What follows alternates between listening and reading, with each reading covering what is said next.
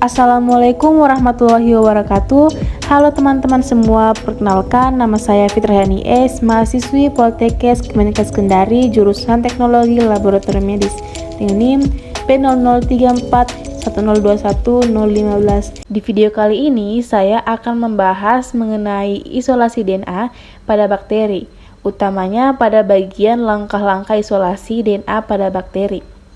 Di sini saya akan membahas definisi isolasi DNA pada bakteri. Lalu saya akan membahas alat dan bahan serta langkah-langkah isolasi DNA pada bakteri. Pertama, saya akan membahas apa sih isolasi DNA itu. Isolasi DNA atau RNA merupakan langkah awal yang harus dikerjakan dalam rekayasa genetika sebelum langkah ke proses selanjutnya. Prinsip dasar isolasi total DNA atau RNA dari jaringan adalah dengan memecah dan mengekstraksi jaringan tersebut sehingga akan terbentuk ekstrak sel yang terdiri dari atas sel-sel jaringan DNA dan RNA.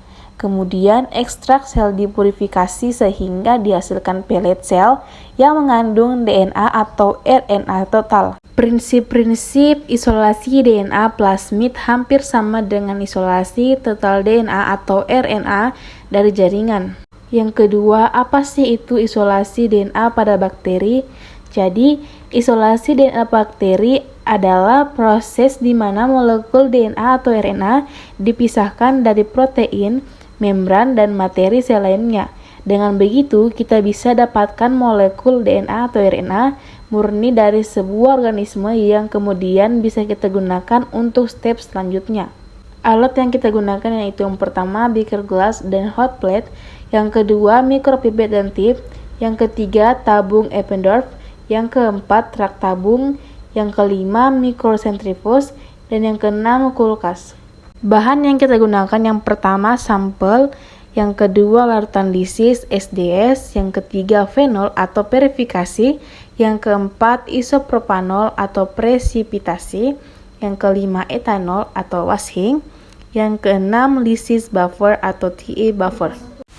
Langkah-langkah isolasi DNA yang pertama, isolasi E. coli cair dimasukkan ke dalam tabung Eppendorf sebanyak 1,5 ml.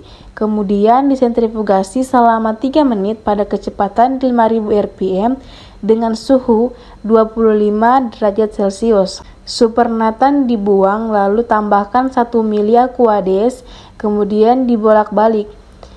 Sentrifugasi lagi selama 3 menit pada kecepatan 5000 rpm dengan suhu 25 derajat Celcius. Kemudian supernatan dibuang, lalu tambahkan 50 mikroliter Thunderizer 30% dan diinkubasi selama 1 jam pada suhu 37 derajat Celcius. Hasil inkubasi ditambahkan 50 mikroliter SDS 10% lalu digoyang-goyang. Setelah itu disentrifugasi selama 10 menit pada kecepatan 10.000 rpm. Supernatan dipindahkan ke tabung Eppendorf baru sebanyak 100 mikroliter. Kemudian ditambahkan kloroform dengan perbandingan 1:1. Sentrifugasi lagi selama 10 menit pada kecepatan 10.000 rpm.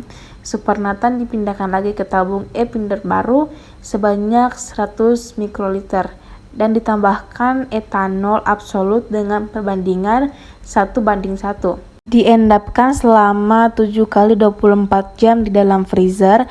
Hasil inkubasi disentrifugasi selama 10 menit pada kecepatan 10.000 rpm pada suhu 4 derajat Celcius.